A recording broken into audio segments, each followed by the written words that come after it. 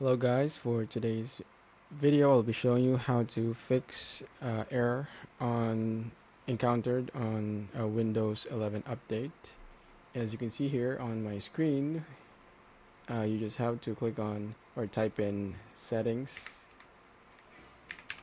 and it should pop up this screen, and then you have to drag it down till you can see Windows update like so, and you should be able to restart it by clicking restart button. It will load up,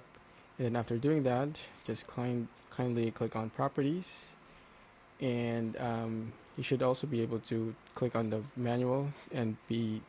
able to click on automatic under startup type. Once you're done with that,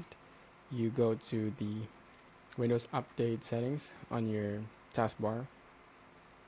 and then once you're in, you click on advanced options, and then here there are different buttons to toggle. Make sure that you have clicked all of these like so, and then after doing that, go down below on the delivery optimization button, as you can see here, and under delivery optimization click on advanced options, and then click on percentage of measured bandwidth, and click on both of these options,